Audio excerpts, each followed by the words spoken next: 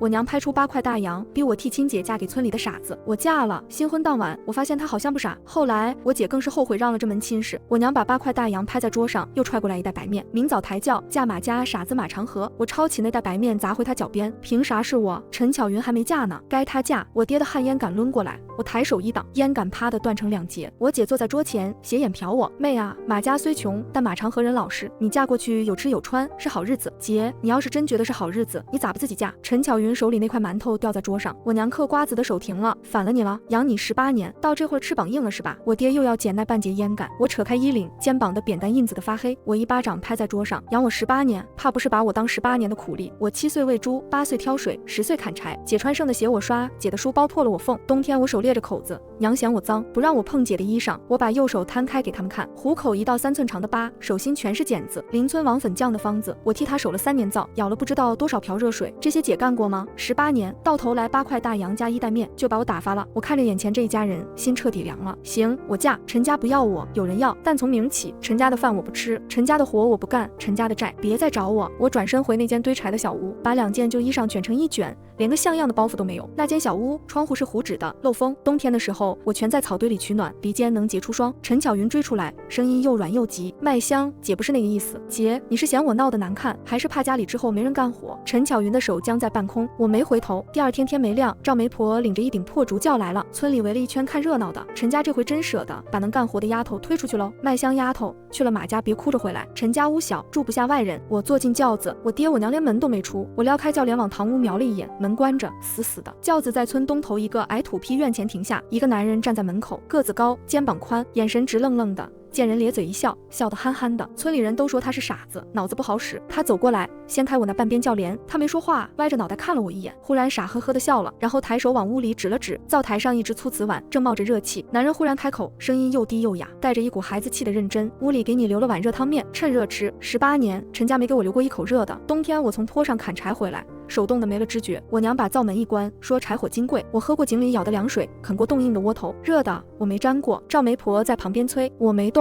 麥香丫頭愣啥呢？下轎啊！馬長河伸出一只手，攤在我面前，那手又粗又黑，虎口1道老疤。他把手往前送了送，嘴裡嘟囔下轎回家。我把手搭上去，他的手心是燙的。跨過門檻那一刻，我回頭看了一眼來路，陳家那扇門依舊關得死死的。我眼神冷下來，一字未說，跨了進去。灶台上那碗湯麵飄着2根青蔥，我蹲下端起来一口下去，燙得我嗓子眼一陣疼。新婚夜，馬長河沒上炕，他從櫃子底下摸出一個舊布包，布包是藍的，洗得發白，邊角磨出了毛茬，擱到我面前，打開，裡頭是一沓皺巴巴的票子，1毛的、5毛的、1塊的，疊得整整齊齊，42塊6，家裡全部家當都在這兒。他撓了撓頭，憨憨地笑了一下。你要是想走，拿着比空手強。村裡人都說我傻，留不住你。你要是願意留，馬家的門也給你敞着。我會幹活，不讓你餓着。他從牆角拖了一卷草席鋪在地上，你睡炕，我睡地，你不點頭，我不碰你。俺娘說過，不能欺負人。我把布包推回去，背對着他躺下。天沒亮透，我摸黑起來，想去挑水，手剛搭上扁擔，他一把按住，幹啥去？挑水，天亮前不幹完活沒飯吃，這是陳家的規矩。他把扁擔抽走，擱到牆邊，要先吃飯，活慢慢幹，人不能餓着肚子幹活。他蹲下生火，往灶堂裡塞柴，火苗一蹿起來，他黑黢黢的臉被映得通紅。他把昨晚剩的2個窩頭熱了熱，又煮了碗稀粥，撒一撮鹽，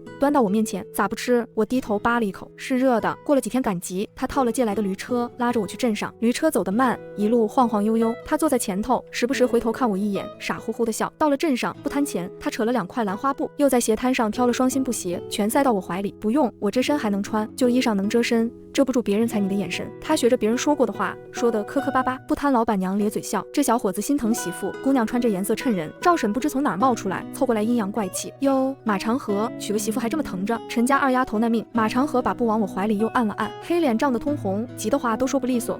他是我屋裡人，誰在嚼舌頭？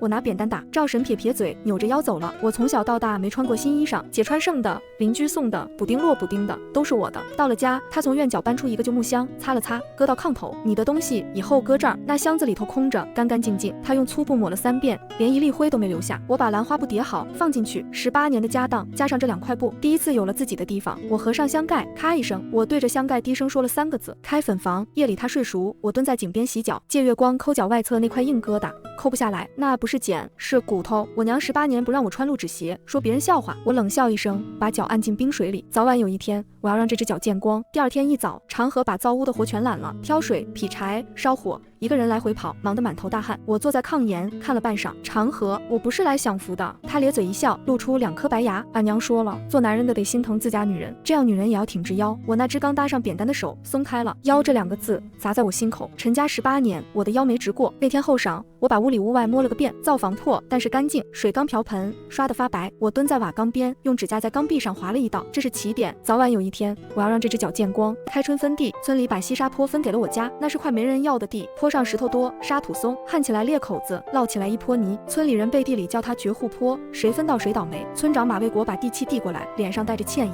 長河，這地是個搭頭，村裡實在沒別的能分了，你們要是不樂意，村長要，我搶着接過來。地契是粗黃紙，上頭一個紅章。馬長河看我一眼，二話沒說接了鋤頭。第2天天没亮，我倆上了坡，他抓把土在手裡一捻，皺着眉頭想半天，憋出一句：種啥都不成，沙土跑水。我也抓了一把，種紅薯準成，紅薯不挑地，就愛這種鬆沙土，深翻起攏，秧子栽下去準活。這坡像羊，接的薯塊比平地的還甜，他就信了，用力點了點頭。那天我倆翻了整整1天的地，我手心磨出血泡，4塊布條纏上接着幹。馬長河搶我手裡的鋤頭，我沒讓，你那頭你的，我這頭我的。他嘴笨，說不過我，急得直撓頭，最後悶悶地哼了一聲，沒再搶。3天5天，一坡紅薯秧栽下去，綠油油排着。閒話很快傳到陳家，趙嬸親自跑來傳話，嘴上說心疼我，眼裡閃着看熱鬧的光。你姐說了，沙坡能種出金子來，麥香那腦子能幹個啥？他湊得更近，你姐還說啊，等你這坡紅薯爛在地裡，他正好讓孫志高去鎮上私人糧油鋪當個2掌櫃，到時候啊，你們2口子還得求上門。我手上没停，把1顆紅薯秧按進濕土裡。趙嬸，您先回吧，坡上忙，腾不出嘴跟您聊。馬長河蹲在不遠處栽秧，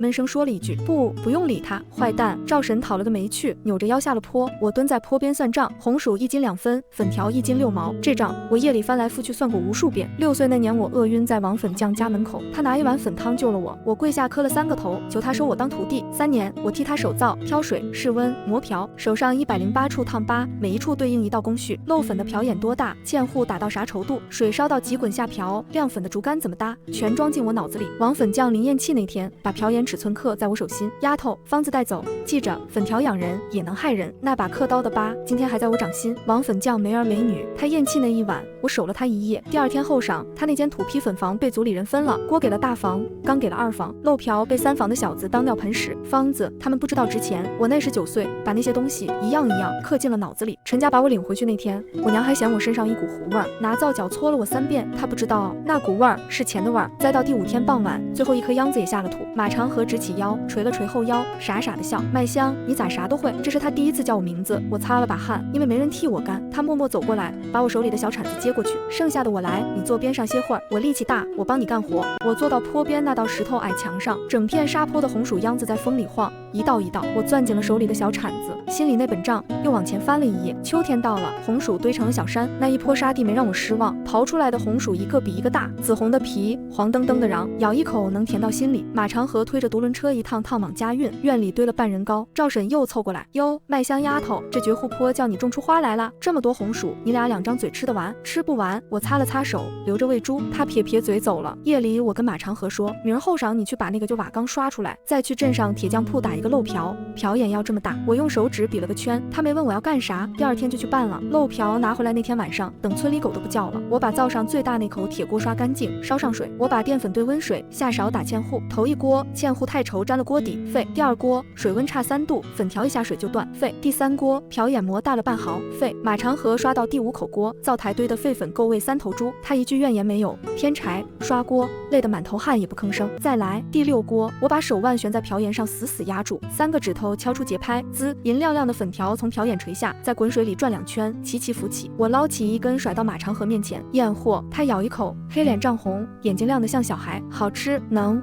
賣錢。我笑出聲，這能賣30倍的錢。那一夜我倆沒睡，一鍋一鍋漏，一架一架掛在院裡的竹竿上，月光下一排粉條像一道銀簾子。天快亮的時候，我累得靠在馬長河肩上，他動都不敢動，跟一根木頭樁子似的，生怕把我吵醒。長河，這玩意兒能賣大錢。他嗯了一聲，聲音悶在喉嚨裡，嘴角咧着笑。天沒亮透，院門外頭傳來動靜，不是風是人。院門吱呀一聲被推開，陳巧雲站在門口，身後跟着孫志高。我姐一掃到院裡那滿杆子粉條，臉上的笑就僵住了。麥香，聽說你跟馬長河搞名堂，還真有啊。孫志高在院裡轉了一圈，盯着那家粉條，他伸手想去捻一根，被我一眼瞪回去。陳巧雲身後，孫志高攤開一張紅頭文件，鎮供銷社下月統一收購粉條，獨家專營許可證只發1張，我已經替陳家遞了申請，下周批下來。他啪嗒打着算盤，麥香妹子，沒許可證的私人作坊，按規定不能賣給供銷社，方子交出來掛在陳家名下，3七分，你3我7，不交，下個月你這家粉條連村口都出不去。陳巧雲慢悠悠接上，妹啊，姐這也是給你尋條活路，你嫁了馬家，外頭那點門道你不懂，政策這玩意兒，跟得上的吃肉，跟不上的喝湯，你那點死力氣跟政策一比，啥也不是。我把賬本翻到最後一頁，甩到他臉上，現富時公司周老板的預購合同，昨天簽的，1萬斤，周老板的級別比你鎮供銷社高2級。孫二掌櫃，你那張許可證下來之前，我的粉條已經進縣城了。算盤珠子啪嗒掉在地上，陳巧雲臉上的笑一寸寸僵住。孫志高蹲下撿算盘珠子，撿了3顆，第4顆滾到我腳邊，我沒讓他直起身的時候，膝蓋在地上磕了一下，悶響。我笑了一下，姐夫，算盤珠子掉了還能撿，許可證落空了可不好撿。陳巧雲回過神，抓住孫志高胳膊，走，他拽他往外。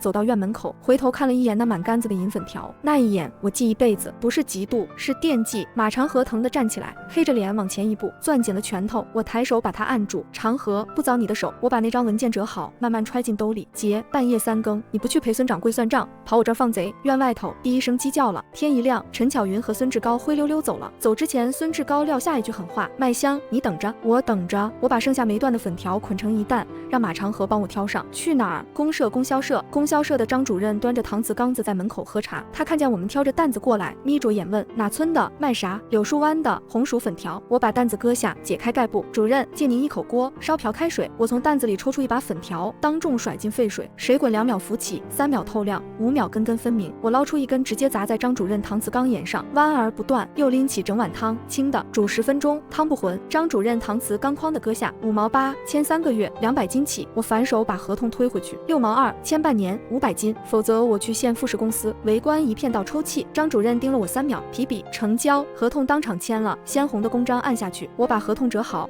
貼身揣着。消息一夜傳遍了柳樹灣。第2天一早，趙嬸第一個上門，端着一碗鹹菜，臉上堆着笑。麥香丫頭，嬸今兒來不為別的，嬸家那倆小子能吃，嬸尋思着也跟你學學這粉條手藝。陸陸續續又來了好幾家，我都沒接話，只要馬長河添茶送客。他笨手笨腳的倒水，灑了一桌，嘿嘿傻笑。晌午時分，陳家2口子來了，我娘王桂枝端着架子進門，眼睛先在院裡掃了一圈，院裡的粉條架，她瞟了一眼又瞟一眼。麥香，娘聽說你掙着錢了，掙點辛苦錢。娘當年生你養你18年。娘，我打斷她，我嫁出門那天，您說陳家的債不用我還。她臉一僵，那陳家的福也別想從我碗裡舀。我爹陳老栓蹲在門檻上想抽煙，被我娘一把拽起來，黑着臉走了。走到院門口，我娘回頭狠狠瞪我一眼，陳麥香，你給我等着。馬長河送他們出門回來，悶聲問他要幹啥？他去鎮上告狀，說咱无證經營，擾亂市場。我轉身回灶房，把灶火重新升起來。長河這2天加緊做，該來的擋不住。第3天後晌，村長家的小兒子跑來叫人，麥香嫂子，長河哥，我爹喊你倆去村部一趟。長河，賬本拿上，全部。到了村部，屋裡坐滿了人。村長馬衛國做主位，公社派下來的趙幹事坐他旁邊。趙幹事戴一副黑框眼鏡，手裡捏着一支鋼筆。陳巧雲和孫志高站在一邊，臉上掛着笑。我娘縮在門口，眼神躲閃。孫志高一見我們進來，立馬開口：村長，趙幹事，他倆沒營業執照，私自往供銷社買，這就是無證違規經營，擾亂市場秩序。還有那塊西沙坡本來是集體的地，他倆私底下種紅薯。陳巧雲接話：陳巧雲，我打斷他，我把賬本、地契、購銷合同一字排開。村長，趙幹事，地有契或有合同，章子是公社案的。我又轉向孫志高：孫二掌櫃，你那糧油鋪上個月偷漏發票被罰過2回，鎮上誰不知道？自己屁股沒擦乾淨，跑到柳樹灣來挑事兒，你拿這點籌碼，想換我守了3年灶，舀了108瓢熱水學來的方子。孫志高手裡的算盤珠子啪嗒一聲掉在地上，陳巧雲臉上的笑一寸寸僵住。馬衛國一掌拍在桌上，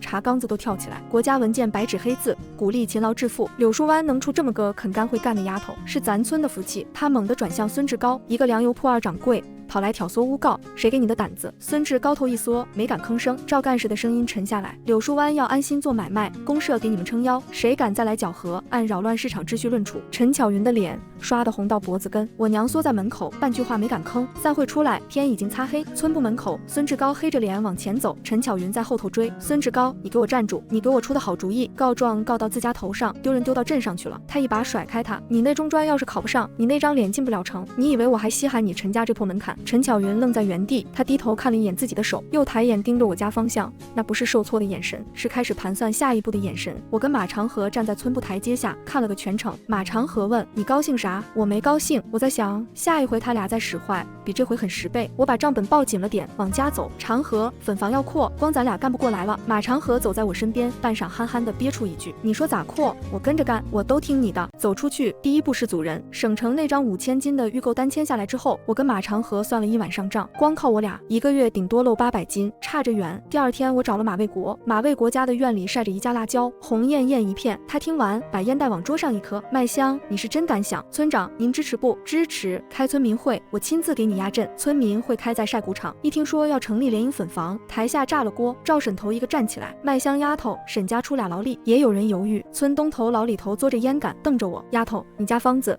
憑啥讓我們沾光？我看你這是名聲有了，想圖別的。底下一片嘀咕，老李頭這話也在理，誰知道這丫頭葫蘆裡賣啥藥？我走到曬谷場中間，把賬本翻開，舉得高高的。老李叔，鄉親們，我給大家算筆賬。底下漸漸靜了。咱村200多戶人家，誰家不種紅薯？以前紅薯賣給供銷社2分錢1斤，做成粉條6毛2一斤，中間30倍。底下一片到抽泣。我家方子全村入股，我占3成，7成按工分分，誰不入，誰明年看着我家蓋磚瓦房。老李頭煙桿掉地上。馬衛國第一個走上來，掏出紅印泥，按了個手印，印泥蹭到他指節上，紅得像血。你高興啥？趙嬸也擠上來，我加入。老李頭猶豫了一下，也挪過來，我也入。那天晌午散會，37戶按了手印，按完手印的紅冊子沉甸甸壓在我手裡。聯營粉房掛牌那天，公社門口噼里啪啦放了一掛鞭炮，鞭炮洩紅了一地。木牌子是馬長河親手刨的，上頭寫着柳樹灣聯營粉房，字是請村小的老師寫的，筆畫方方正正。馬長河摸着那塊牌子，嘿嘿傻笑，回頭跟我說：“麥香，我會刨木頭，我也有用。”馬衛國當眾宣布分工，我管方子和賬，馬長河管原料和運輸，趙嬸管晾曬，老李頭管裝捆。馬長河站在木牌底下，挺直了腰。村裡那個被叫了20年傻子的男人，第一次在人前抬起了頭。人群裡，孫志高站在最後頭，臉黑得跟鍋底似的。我姐沒來，那一夜回家，馬長河破天荒喝了2兩酒，靠在門框上，臉紅紅的。麥香，我今兒當了管事，我把賬本抱緊。長河，管事只是頭一步，以後咱這塊牌子要掛到縣城，掛到省城。他沒說話，端着酒碗一口悶下，放下碗的時候眼眶發紅。麥香，跟着你，我才知道，我這20年憋着的那口氣是為了今天。我把燈吹滅，窗外風把粉房後頭的河水吹得嘩嘩響，風越大浪越大，我心裡有數，牌子掛起來了，眼紅的人也都看見了。粉房開起來第7天，事兒就來了。鎮水務站老陳騎車進村，老陳30多歲，瘦高個，騎一輛28大槓，褲腿上還沾着泥。他車後座上掛着一隻軍綠色的水壺，叮當作響。進了院，他從公文包裡抽出一張紅頭文件，麥香，縣裡新規，工業用水按噸計費，粉房1天耗水5噸，月底繳費。我接過來掃了一眼，按這個算法，1個月頂我半個月利潤。趙嬸在旁邊急了：“陳幹部，咱這小作坊哪經得起這麼收？”老陳推了推眼鏡：“趙嬸，規定就是規定，我是公家人，不能給柳樹灣開口子。”他把文件擱桌上，又壓低了聲音：“但你要是能不用河水，規定也管不着你。”他給我遞了張草圖，後山東頭那片洼地，去年夏天我下鄉測過，地底下有泉眼，你們要是能引出來，水務站給你登記，歸你自管。我盯着那張草圖，老陳站起身，拍了拍褲腿的泥：“麥香，公社這頭是真心想讓柳樹灣起來，規矩是死的，路子是活的，我能幫的就這些。”我把草圖折好，揣進兜裡。陳幹部，記您這份情。老陳走了之後，老李头跑過來：“麥香丫頭，咋辦？砍竹引泉，3里地，今夜通水。”老李头瞪眼：“開玩笑，3里地，玩笑值不值5000斤訂單？”他不吭聲了。我讓馬長河喊上40個壯勞力，扛鋤頭，帶麻繩。天擦黑，我領着一隊人上了山，走到那片洼地，我蹲下，扒開一層腐葉，底下的土又黑又濕。哇！鋤頭下去3尺，水珠開始往外冒，下到5尺，咕嘟一聲，一股清水從土底下頂了出來，水越湧越大，眨眼匯成一個小水洼，清得能照見人。老李頭蹲在水邊愣住了，老天爺，這地底下藏着泉眼！我捧起一口嘗了嘗，涼的甜的，沒一點土腥味。長河連夜上山砍竹子，劈成2半，掏空了節，一根接一根，從這兒引到粉房。3里地，今夜能成，成不成得幹。那一夜後山的火把沒滅過，劈竹的、接管的、挖溝的，全村都上了山，竹子噼里啪啦的倒，漢子們的吆喝聲在山谷裡來回撞。馬長河掄斧子掄到手心起血泡，我撕下衣袖給他纏上，他咧嘴一笑，憨憨地說：“麥香，咱這一夜幹出3年的活。”天快亮的時候，最後一節主管搭上了粉房的池子，嘩，清水從主管裡衝出來，撞在池底，濺起一片白花。趙嬸蹲在池子邊，眼淚掉進水裡：“麥香丫頭，這水比河裡的還清。”我蹲下，用這泉水洗了一筐紅薯，切開斷面白得發亮。今天起粉房用山泉，河水費咱一分不交。第二天後晌，老陳又下了鄉，他順着那一節一節的主管走了3里地，最後站在粉房的池子邊，半天沒說話。丫頭，這管子誰想出來的？我跟村裡幾個叔一起琢磨的。老陳蹲下，抓起一根主管看了又看。水務站這些年走過的村子，沒見過這麼乾淨的飲水法子。他直起腰，從兜裡摸出一個本子，刷刷寫了幾行。你這水源，我給你登個冊，往後誰敢再截你水、污你水，水務站給你撐腰。趙嬸在旁邊樂得直拍手。老陳臨走前，從兜裡掏出10塊錢，塞到我手裡，給我捆20斤粉條，鎮上食堂的師傅們嘗嘗。我推回去，陳幹部，您給咱村辦這麼大的事兒，哪能收您錢？公家人辦公事，私下買粉條是私事，這錢你不收，這粉條我不能拿。我捆了20斤粉條，給他綁在車後座上。他騎着車走的時候，村裡圍了一圈人送。老李頭嘬着煙桿，咧嘴笑。麥香丫頭，咱村這回算是站住腳了。我看着那一節一節的主管，從後山一路引到粉房。叔，站住腳不夠，還得走出去。走出去要靠路。柳樹灣通縣城的那條山路，30里地，7拐8繞，晴天難走，雨天更糟。騾車拉300斤就到頂了，再多就翻車。馬長河試着拉過一回，半道上車軸斷了，粉條撒了一地，那一捆一捆雪白的粉條，沾上山道的黃泥，撿回來都不能要了。他蹲在路邊，急得眼淚都快掉下來。麥香，我笨，沒看好車。我蹲在院裡摸着那只斷車軸。長河，咱得修路，30里山路，全村出工。第二天我找了馬衛國，馬衛國聽完，眉頭擰成一個疙瘩。修路是大事，要錢，要人，要功夫。春耕在即，鄉親們一聽修路，怕是要炸鍋。村長，路不通，粉房撐不過這個冬天。我又開了一次村民會，這一回反對聲雖不如聯營那回猛，可還是此起彼伏。麥香丫頭，引山泉那回咱服你，可修路是30里的事，春耕忙的人腳不沾地，誰有空給你修路？人群裡有人嘀咕，聽說你姐放話了，說你這路修不通，遲早求上他門。我沒回頭，只把腳下那塊石頭一腳踢飛，石頭滾出去老遠，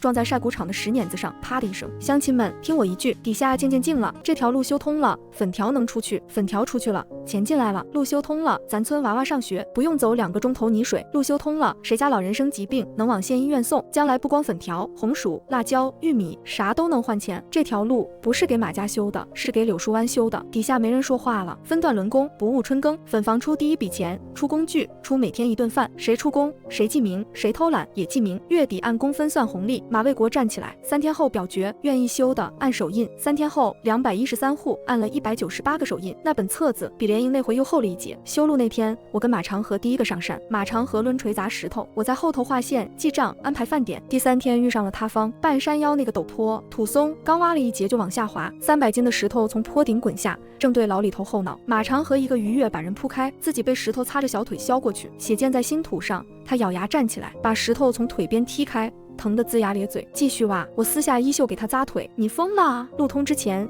誰的命都得看見。我不怕疼。老李頭蹲在旁邊抹眼淚。長河兄弟，叔這條老命，叔欠你的。叔別欠人，欠人就是欠路。這段坡今天必須改。我蹲下，用樹枝在土裡畫線，排水溝從這兒走，擋牆石頭壘到這兒，讓水有地方走，讓土有地方頂。第2天再開工，再沒他過。修了28天，一條30里的山路通了。通車那天，第一車紅薯拉出山，2分錢1斤的紅薯做成粉條，6毛2一斤。老李頭數着分到手的票子，手直抖。当初罵得最凶的幾家蹲在路邊，臉漲得通紅。村裡的老人蹲在路邊抹眼淚。這丫頭比小子還硬氣。馬長河站在我身邊，腿上還纏着布條，嘿嘿笑。麥香，路通了，不是粉條出去，是柳樹灣出去了。路通的當天傍晚，公社張主任騎着自行車進了村，車鈴叮鈴鈴響，一路響到我家院門口。麥香丫頭，縣富士公司的周老板電話打到公社了，他說咱這粉條在縣城排長隊，他要親自下來簽大單，順便看看作坊。趙嬸在旁邊樂，縣城大老板要親自進咱村嘍。城裡人講究眼見為實，人家說了，訂單越大越要先看貨看人。我把賬本合上，那就讓他看，咱的貨經得起看。我沒料到開進這條路的第一輛車下來的不是採購員，是一對夫婦。那女人一眼瞄到我手裡的搪瓷茶缸，哐當。路通的第2天，縣富士公司就派人下來了，來的是一對夫婦，男的40多歲，穿着藏青色中山裝，皮鞋擦得锃亮。一進村就有人小聲議論，這是縣富士公司的周老板自己開了鋪面，在城裡頭是頭一份。女的跟在他身後，穿着一件灰布對襟衫，頭髮挽起来，他手裡端着一只搪瓷茶缸，缸沿磕了一處。他們找到联營粉房的時候，我正在院裡記賬。姑娘，你就是陳麥香？是。我割下筆站起來。林淑芬一抬眼，啪，搪瓷缸碎在青石板上。他盯着我耳後那顆痣，半邊身子往後晃。我蹲下撿碎片，袖口滑下。啊！他又是一聲悶響。盯着我手腕內側那個月牙胎記。周大成扶着她，喉結上下滾動。姑娘，你小時候戴過一把小銀鎖？我手裡的瓷片咔的劃破指尖。戴過，3歲前我脖子上掛過一把小鎖，後來不見了。我問我娘，我娘說哪有，你記錯了。戴過。林淑芬的指甲深深掐進掌心，嘴唇咬得發白。她轉過身去，肩膀微微在抖。我把碎片撿起來，扔進灶堂。2位先進屋，粉房事多，咱屋裡說。進了粉房，周大成的臉色才慢慢緩過來。他看了一圈亮粉的竹竿，又抓了一把生粉搓了搓。工藝沒問題，我想簽5000斤，是訂單，先拉到縣城舊糧倉工地。周老板，5000斤可以，但山路剛通車，重不能太滿。第一趟3000走穩了再加，我們不能為了一單把路壓壞。周大成愣了一下，跟着笑了。姑娘，你像我年輕時候做買賣先護歌。他翻開我那本賬本，一頁一頁看，看到一半，他抬頭，你這字寫得穩，哪兒學的？趴學校窗戶外頭聽來的，不好看，能把日子寫明白，比好看強。林淑芬一直沒怎麼說話，她坐在旁邊的小板凳上，眼睛卻一直在我身上轉。合同簽完，他倆起身要走，臨到院門口，周大成忽然回過頭，姑娘，臘月17生的，是右腳多一截趾。林淑芬當場就要跪下，被周大成一把扶住，她整個人在抖，從兜裡摸出一塊疊得方方正正的手帕，塞到我手裡，手帕上繡着一朵小小的蘭花，針腳細密。姑娘，以後常去縣城走動，車走遠了，我捏着那塊手帕，手心一片冰涼。那一夜，縣城周家，林淑芬一把掀開樟木箱底，從最裡頭摸出一個布包，布包打開，一張黑白照片，嬰兒脖子上一把小銀鎖，照片背面鋼筆字麥穗，1964年臘月生，濟陽柳樹灣陳家。他把照片按在胸口，眼淚砸在照片上。大成，那姑娘耳後有痣，手腕裡有月牙記，右腳6指，3個記號，一個都不差。周大成站在窗前，半晌轉身，明兒找老張醫生，再帶他下鄉一趟。周大成2口子來過柳樹灣的事，第2天就在村裡傳開了。趙嬸的嘴比公社的大喇叭還快，川藏青中山裝，皮鞋锃亮。聽說他媳婦見了麥香丫頭就掉了茶缸子，眼淚在眼眶裡頭打轉。你們說邪不邪？這話傳到陳家的時候，我娘王桂枝正在剁豬草，刀光的剁在案板上，再沒起来。他蹲在灶邊，半天沒動彈。等到天擦黑，他抓起褂子往身上一披，就往公社方向跑。那天晚上，陳家的燈亮到後半夜，王桂枝從炕席底下摸出一個生鏽的鐵盒，盒裡躺着一把發黑的小銀鎖。巧云，這鎖是當年周家寄過來的百歲鎖，我截下了，沒敢賣，留着，留到今天。陳巧云捏着那把鎖，手指發抖。娘，那他耳後那顆痣呢？他手腕上那個月牙記呢？王桂枝咬牙，痣可以說村裡好幾個姑娘都有，月牙記你自個兒想辦法弄一個。第2天一早，陳巧云穿着壓箱底的的確涼襯衫，懷裡揣着那把真銀鎖，她手腕內側用碘酒和針燙出一個淺淺的月牙印，針眼周圍還紅着，她拿粉一遮，看不太出來。她跟着王桂枝坐拖拉機進了縣城，我是後晌才聽見信兒的。趙嬸端着一碗鹹菜跑到我院裡，麥香丫頭，你聽說沒？你姐今兒一早進城了，去周家了。我摸紅薯的手停了一下，去周家幹啥？神也說不準。可你娘那架勢跟丟了魂似的。馬長河從院外進來，聽見了，蹲到我旁邊，憨憨地問麥香，你心裡是不是有數？我手上沒停，把磨好的紅薯漿往大桶裡倒。長河，那天周老板問我有沒有戴過銀鎖，林大姐看我耳後頭那顆痣，看了3回，還問了我生日，問了我右腳。馬長河把火鉗一擱，認真地說，要真是你親爹娘，你想認就認，我跟着你，我不傻，我分得清好人壞人。長河，我不是怕認，我是怕陳家比我先認。縣城周家，陳巧云坐到林淑芬身邊，從懷裡掏出那把小銀鎖，輕輕擱在桌上。娘，這把鎖是我10歲那年從我娘那個鐵盒底下偷出來的。我從小就覺着我跟陳家不親。他又捲起袖子，露出手腕內側那個淺淺的月牙痕。這個記我自打記事起就有。林淑芬死死盯着那把鎖，鎖是真的，月牙記顏色卻太新。她把鎖攥進掌心，攥得指節發白。窗外，周大成正在跟一個戴眼鏡的老頭說話，那是當年接生的張醫生。周大成問老張，你記不記得那年抱出去的娃？張醫生捏着煙斗，記號在右腳上。我接生了幾10年，那麼個記號，獨一份，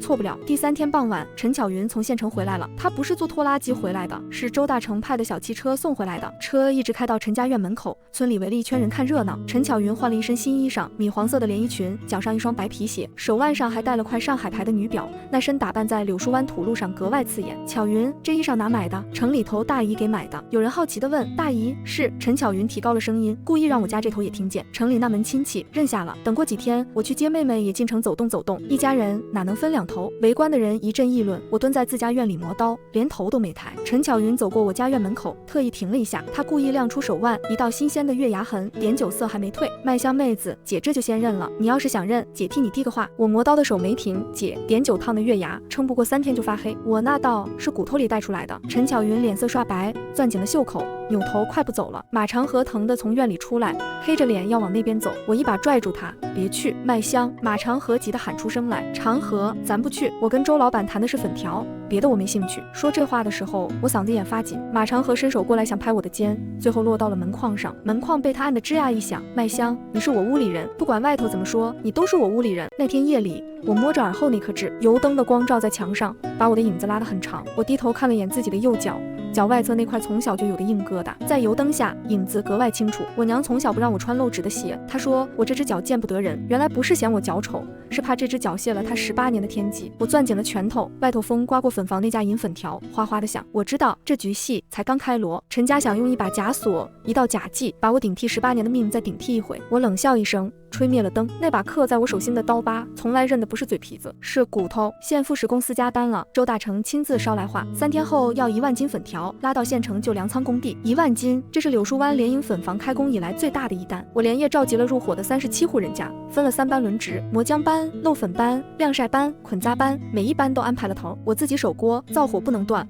火候不能錯，漏粉的水溫差1度，整鍋都得沸。第2天天没亮，灶火就升起來了，粉房裡蒸汽腾腾，磨漿機嗡嗡的轉，整個柳樹灣從老到小都動起來了。中午吃飯的時候，老李頭蹲在門檻上扒拉一碗面，麥香丫頭，叔活了50多年，沒見過咱村這麼齊整過。齊整歸齊整，可越是齊整，越是有人見不得。第2天後晌，我讓馬長河去公社一趟，跟張主任對一下出貨的細節。他臨走前停在門檻邊，眼神直直盯着我，今晚別去後院，千萬別落單。我把他往外推，快去快回，我心裡有數。夜裡11點多，粉房裡還亮着燈，晾曬班的人剛下工，扛着鋤頭回家了。院裡靜下來，我守着灶火，手裡一本賬本翻來翻去。後院咯吱一聲，像是有人推門，我吹滅了燈，抓起灶邊一根燒火棍，悄悄摸到後院门口。月光下，我撞見的不是閒漢偷粉，是孙志高親自帶着臨縣作坊的技術員，蹲在磨浆機旁，正在拓我漏瓢的瓢眼尺寸。那技術員手裡拿着軟籤，在瓢眼上一圈一圈描。陳巧雲蹲在牆根陰影裡，壓着聲音催：快點，描完趕緊走。我攥緊了灶邊的燒火棍，指節捏得發白。我從牆根後頭轉出來，孫二掌櫃，那3人齊齊回頭，技術員手裡那塊軟籤啪的掉在地上，掛柳樹灣的牌子，仿我柳樹灣的貨。你這盤棋下的比偷1斤生粉狠10倍。孙志高冷笑：镇供銷社、臨縣作坊、縣城批發市場，3條線同時鋪。麥香妹子，你攔得住1條，攔不住3條。今兒這瓢眼尺寸我已經拓走了，明兒你就是把我送派出所。臨縣那鍋照樣開。陳巧雲從牆根站起來，扯了扯衣角：妹，姐再勸你一句，把方子讓出來3家分，你少操心多享福。我沒接他的話，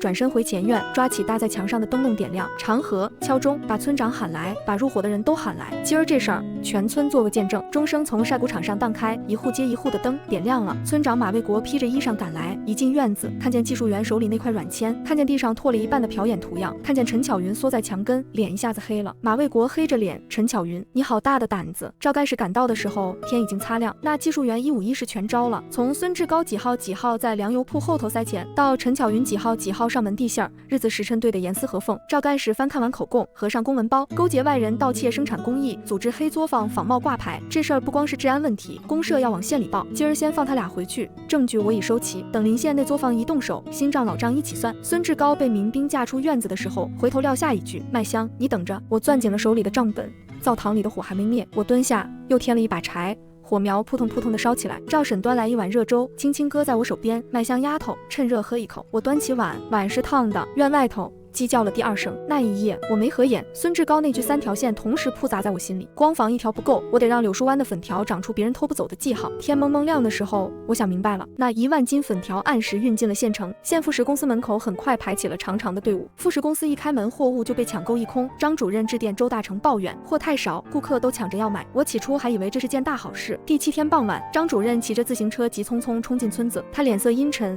黑得如同鍋底一般難看。麥香丫頭，出事了！咋了？县裡大批顧客前來退貨，都說粉條煮後成了一鍋糊，還有人吃壞了肚子，紛紛堵在副食公司門口討要說法。我手中的木瓢哐當一聲重重砸進缸裡，我現在立刻進城去處理。趕到縣副食公司门口，地上堆滿了被退回的粉條，我蹲下身子，隨手捏起一根粉條，用力一折，粉條脆生生斷裂，碎得如同乾枯的樹枝一般。我抓了一把粉條，直接丟進沸騰的開水鍋裡，水翻滾幾下，整鍋湯水瞬間變得渾濁發灰。我撈起一根粉條放到嘴裡咬了一口，口感軟塌無力，還透着一股刺鼻的化學氣氣味。主任，這批貨絕對不是我送來的粉條。張主任緊緊皺起了眉頭，可外包裝都印着柳樹灣的字樣啊，包裝是仿造的假貨。我的粉條断口整齊，煮後湯清不渾，這些劣質粉條明顯摻了膠質在裡面。圍在門口的顧客頓時炸開了鍋，紛紛叫嚷起來。你說不是你的就不是你的，我們憑什麼相信你？我都吃壞了肚子，今天你必須給我們一個說法。富士公司的會計快步走來，悄悄扯了扯张主任的衣袖。张主任，公司那邊发话了，這批貨若無法自證清白，往後柳樹灣的供貨合同就要徹底終止了。我心裡猛地一沉，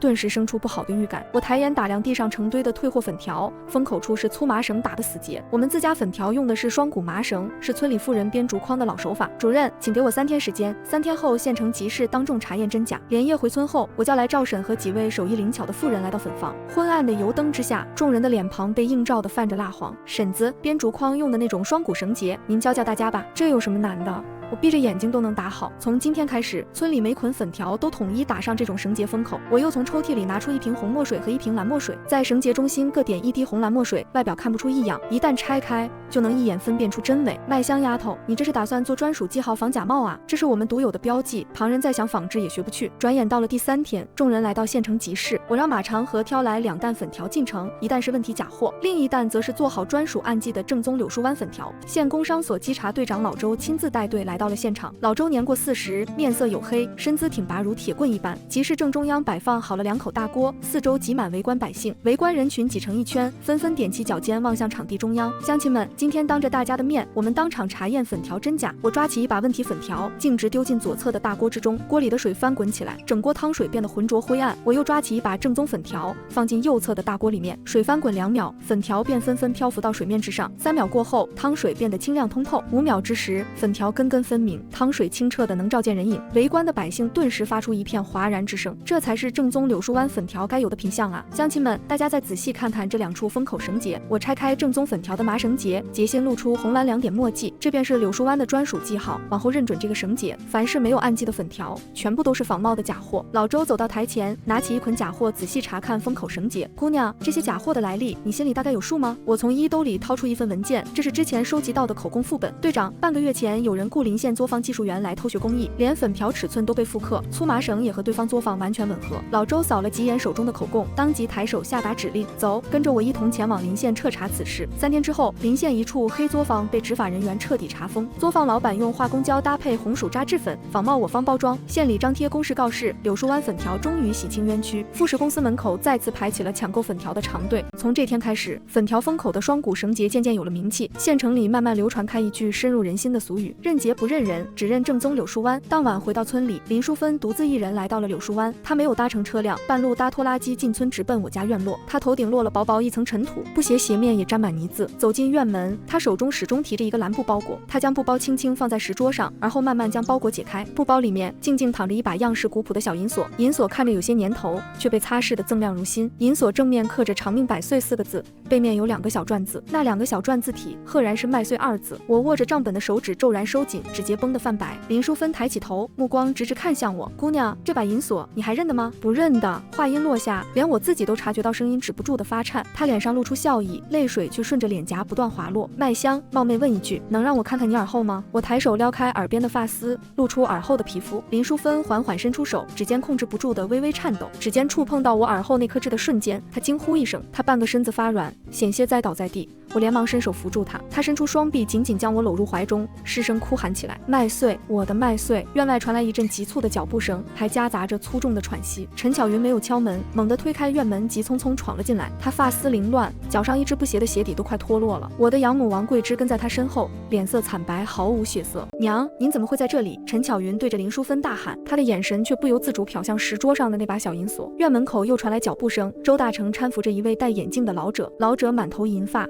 手中提着一隻老舊的醫藥箱。張醫生，麻煩您過來幫忙看一看。姑娘，勞煩你把腳上的鞋子脫下來看一看。我的心頭頓時湧上一陣壓抑又不安的情緒，右腳外側那塊從小就有的硬疙瘩，原來並非老繭。養母從前總不讓我穿露腳的鞋子，真相終於明了，原來她並不是嫌棄我的腳長得不好看。我緩緩蹲下身，耐心解開腳上布鞋的鞋帶，右腳小腳趾外側挨着大指根部多了一截小指節。張醫生蹲下身仔細查看一番，又望向林淑芬點頭，嫂子不會有錯，這就是您當年的孩子。1964年臘月17，是我在縣醫院親手接生的，天生右腳6指，我行醫數十年，僅此一例。林淑芬捂住嘴巴，肩膀一下接一下不停地抽動。王桂枝站在院門口，雙腿一軟，直直跪倒在地面上。林淑芬慢慢轉過身子，目光從陳巧雲移向王桂枝，她的嗓音變得沙啞，一字一句開口詢問：桂枝姐，當年在縣醫院是你串通接生婆換走孩子？跪在地上的王桂枝從牙縫裡艱難擠出3個字：是我換的。偌大的院子裡瞬間陷入一片死寂之中。這把銀鎖是真的，是他當年私藏了18年的信物。陳巧雲耳後的月牙印記是假的，是用碘酒針刺燙的。所有隱瞞的真相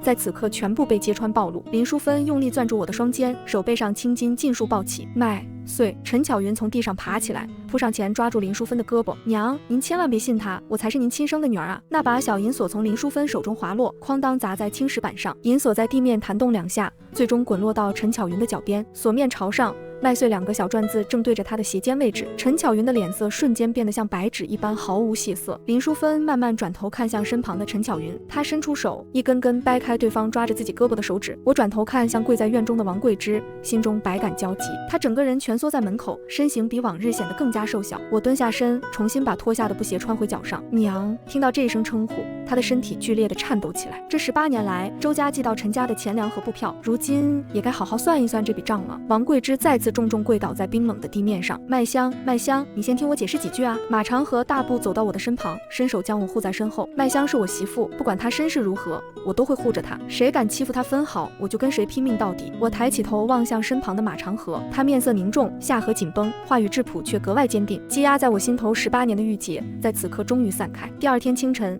周大成坐着吉普車趕回了村子裡，車上除了他之外，還下來一位戴眼鏡的中年男子。來人正是縣富時公司的會計老吳。老吳下車之後，懷中緊緊抱着一只老舊的皮包，皮包裡面整整齊齊放着厚厚一沓匯款單據。麥香丫頭，周大成將單據全部擺在石桌上。這18年，從你3個月大開始，我們每月都寄物資，每月5塊錢，1斤糧票，半尺布票，過節另有增補。每一張單據上都留有陳老栓親筆簽下的名字。我伸手翻看起桌上一沓沓泛黃的單據，最早的一張單據落款時間是1965年3月，最後一張单据記錄的是去年臘月的匯款記錄，整整18年的時間，月月從未間斷過一次。去年臘月，距離我出嫁僅僅只剩1個月光景。那時家中擺了2頓白米飯，是為姐姐考上中專慶賀。我蹲在灶房洗刷碗筷，碗底剩餘的米湯捨不得倒，最後索性端起碗，將那一口溫熱的米湯喝了下去。我抬起頭望向院門外，王桂枝靜靜站在那裡，陳老栓蹲在她的身後，唯獨不見陳巧雲的身影。爹娘，你們都進來吧。在場的人尽數齊聚到院中，氣氛格外凝重。村長馬衛國坐在院落正中的主位之上，趙嬸、老李頭以及粉房一众主事農戶分列2側落座。周大成將所有匯款單据一字排開，展示在众人眼前。陳老栓、王桂枝，這些单據上可是你們的簽字？陳老栓依舊蹲坐在地上，連旱煙桿都忘了取出。沉默許久之後，他才悶悶地開口應聲作答：是我們簽的字。王桂枝連忙搶着開口，急着為自己辯解：周老板、林大姐，這些錢財我們從來沒有亂花。娘，我出聲打斷了他還未說完的話語。我轉身走進屋內，提出來一只老舊的竹編籃子，嘩啦一聲響動，我將整只竹籃倒扣在王桂枝腳邊。露趾的解放鞋，袖口磨破的舊棉襖層層疊疊堆在一起，還有洗得發白的粗布褲子，全部落在他的腳下。娘，這些就是我18年来穿過的所有衣物。王桂枝双腿一軟，直接跪倒在這一堆舊衣裳上面。村長，麻煩您幫忙主持公道。我將2本本子重重拍放在眼前的石桌之上，其中一本是我嫁入這裡之後記錄的粉房賬目，另一本是我從7歲開始用炭筆寫下的生活賬目，上面記着挑水、砍柴、刷鞋等雜活，一筆筆清清楚楚。這本手寫賬本，我斷斷續續整整記錄了11年。馬衛國逐頁翻看賬本，翻動的雙手不停頓地頓住，他猛地將賬本摔在桌上，語氣滿是憤怒與斥責：侵吞18年撫養費，單憑這一條就夠判你們坐牢。念在麥香心地寬厚，罰2人去粉房做工抵債，若是少償還1分錢，立刻將2人送交派出所處置。陳老栓手中的旱煙桿啪嗒一聲掉落在地面之上。按照18年匯款總額計算，陳家一共虧欠1146塊6毛，陳家如今根本拿不出這麼多現金來償還欠款。我決定讓夫妻倆到粉房做工，用勞力慢慢抵債，安排王桂枝負責清掃院落、清洗粗布，每日工錢5毛；陳老栓負責挑水、劈柴等重活，每日工錢定為6毛。所有賬目由馬長河統一記錄，每日結算當日工分。等所有欠款全部抵清，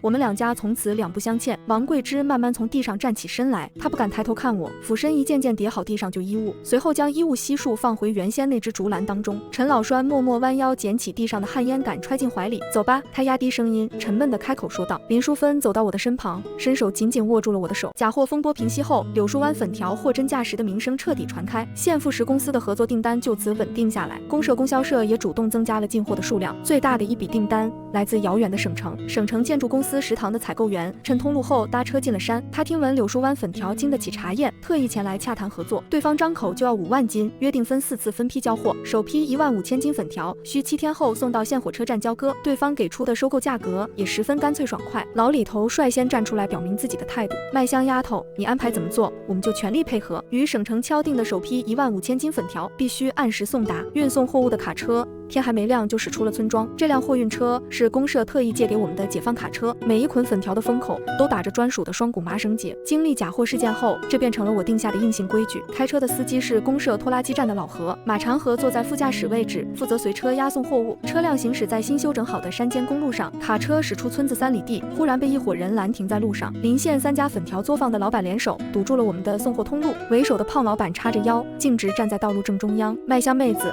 每斤加價1毛，才准你們從此處過路，不肯加價，今早9點必須到站，误點就要賠付巨額違約金。馬長河當即跳下車，打算上前理論，被我伸手攔住。長河，快去公社找張主任調取相關檔案資料。調什麼檔案？去年這3家作坊偷漏增值稅的記錄，我留有底稿。馬長河愣了片刻，立刻調轉車頭，騎車趕回村裡。我也從卡車上跳下，走到那名胖老板的面前。大老板，我來跟你好好算一筆明白賬。我這15000斤粉條延誤交貨，違約金要賠3000元。你們3家去年偷漏的稅款合計足足有12000，攔路半個時辰，我賠3000，舉報核查，你們要補12000。你仔細掂量一下，到底怎麼做才算划算？胖老板臉色瞬間變得難看，厉聲呵斥起來：是不是嚇唬人？等公社工作人員到場一查便知。3家作坊老板彼此對視，慢慢向后挪动腳步退讓。沒過半個時辰，馬衛國帶着公社幹部與稅務人員趕到，周大成也跟着車隊一同前來，站在人群後方。柳樹灣粉條是公社重點項目，省城訂單來頭不小，膽敢攔路阻撓合法經營，一律帶去派出所問話。稅務所工作人員當場翻開隨身攜帶的檔案卷宗，鄰縣這3家作坊偷稅一事，今日一併徹查清楚。3家老板雙腿發軟，紛紛癱坐在地上跪倒一片。為首的胖老板哆哆嗦嗦掏出1沓現金，連連求饒，讓路就完事了。馬衛國面露冷笑，語氣嚴厲：國家政策不是你們借機要挾旁人的工具，今日之事全部記錄在案，再犯直接查封作坊。卡車重新啟動，繼續趕路，朝着縣火車站前行。距離9點還差5分鐘，粉條順利運抵目的地。省城採購員當場結清了首批全部貨款。當晚回到村裡，公社張主任騎車專程來到我家。麥香丫頭，縣裡將聯營粉房定為重點扶持項目，下個月公社還會再調撥1輛小型貨車給你們使用。一旁的趙嬸高興地拍着手，滿臉都是笑意。麥香丫頭，叔一直相信你，果然沒有看錯人。這天夜裡，馬長河小酌了3兩白酒，他倚靠在門框上望着我，面色泛紅，憨憨地笑着。麥香，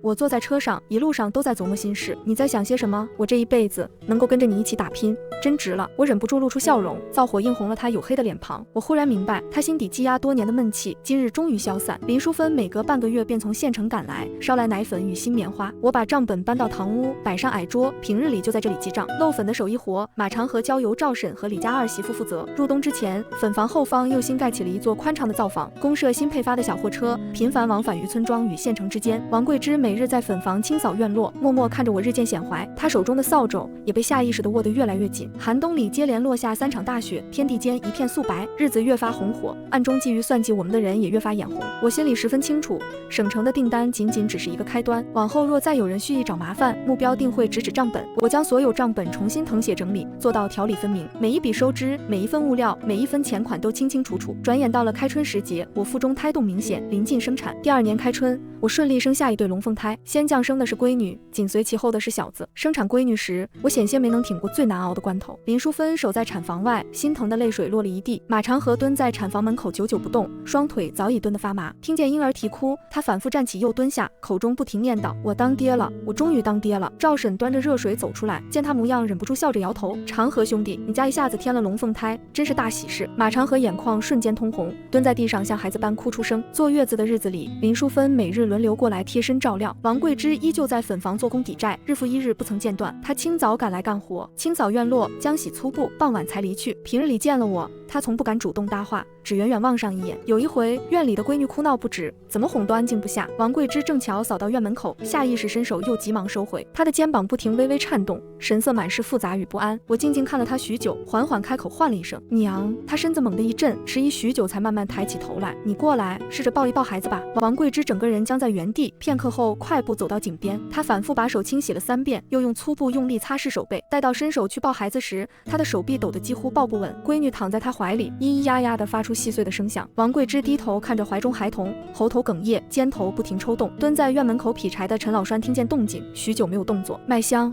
我這一輩子也積攢不下什麼家業財物，往後2個孩子若是需要搭把手，你只管開口吩咐。我輕輕點頭，應聲答應了他的這番話語。省城建築公司的後續訂單趕在生產前全部敲定，第2批、第3批粉條全都按照約定準時出貨。開春之後，省城合作方再次追加了進貨訂單，柳樹灣聯營粉房順勢擴建了第2座生產造房，作坊規模擴大，每日往來的賬目也隨之增多變雜。我借着坐月子的閒暇，專心核對賬本，分毫都不馬虎。從紅薯原料、製粉工序到收支錢款，全部記錄詳實，賬目大致核對清楚就好，不必這般較真勞累。娘，生意做得越大，賬目就越要分明清晰。閨女滿100天的這天，縣裡忽然有一行人來到村口，縣稅務局的車輛停穩，走下一位戴眼鏡的老幹部。來人是財務審計科的王科長，身後跟着4名工作人員。陳麥香在家嗎？我們接到匿名舉報，前來入戶查賬，有人舉報你造假賬、偷逃稅款、私吞集體分紅。我抬手擦了擦手上的灰塵，從容面對來人的問詢。王科長再次重申了此番前來調查的缘由與事由。我將4本厚厚的賬冊重重擺放在院中石桌之上，這是日常流水、月度總賬、稅票存根與入伙名冊，您可以隨意抽查，30秒核對一筆，出錯我立刻停業。王科長摘下眼鏡，臉上露出幾分讚許的笑意。好一個底氣十足的姑娘，看來心裡早有準備。他抬手示意，工作人員將所有賬本搬上車帶回核查。查賬的這2天，入股的鄉親們輪番來我院中守候，眾人彼此相伴，沒有一人獨自離開或是心生猜忌。麥香丫頭，我們大家伙打心底裡信任你。第3天下午，王科長一行人再次回到柳樹灣，車輛停穩後，他率先推開車門走了下來，公社書記也隨同前來，一同走到眾人面前。王科長走到我身前，將一摞賬本悉數交還到我手中。陳麥香，我抬起頭，安靜等待對方公布核查結果。我們連續核對了2天2夜所有賬目明細，你不僅足額繳稅，還按最高標準提前預繳管理費，賬冊裡就連紅薯原料的正常損耗都記錄得十分詳盡。你還單獨設立賬目，每月劃出分紅作為幫扶基金。我從事審計工作20年，從未見過如此清白的賬目。這套記賬方式，縣裡決定選為全縣行業樣板推廣。公社書記上前一步，伸手緊緊握住了我的手掌。麥香同志，匿名舉報經查證純屬無稽之談，組織充分信任你，誣告者將會依法受到嚴厲懲處。圍觀的村民們聞言，院中響起一陣熱烈的掌聲。公社書記接着向眾人宣布公社的最新決定：經公社集體研究，粉房繼續列為縣級重點扶持項目。老李頭高興得連連拍着大腿，難掩心中喜悅。趙嬸走上前，親昵地伸手摟住了我的肩膀。後來我才知曉，匿名舉報信出自孙志高舊友之手。孙志高從派出所出來後，早已沒人願意再聘用他。鎮上糧油鋪的老板親自登門致歉，將他徹底辭退。陳巧雲的中專入學資格也被校方正式取消。校方來信告知，因其品行有虧，不予錄取入學。之後2人在鎮上租住小屋，勉強搭夥一起度日。王科長準備動身返程前，回頭特意叮囑我一番：丫頭，一定要妥善保管賬本，賬本就是作坊根基。我伸手轻觸桌上账本，郑重记下这番叮囑。科長，您放心，我都牢牢记在心裡了。返程回村這天，馬長河開着公社配發的小貨車，我抱着閨女坐在副駕駛座位上，一路看着沿途風景。林淑芬抱着小子，安穩地坐在車輛後排座位上，懷中的閨女咿呀呀動着小手去觸碰我耳後的痣。我笑着看向孩子，心頭滿是安穩與暖意。馬長河側頭看了我一眼，也跟着露出憨厚的笑容。麥香，等孩子們再長大些，咱們再修一條新路，把路直通省城，讓柳樹灣粉條賣到更遠的地方。長河，將來孩子長大了，想做什麼都由他們自己決定，我們吃過的苦楚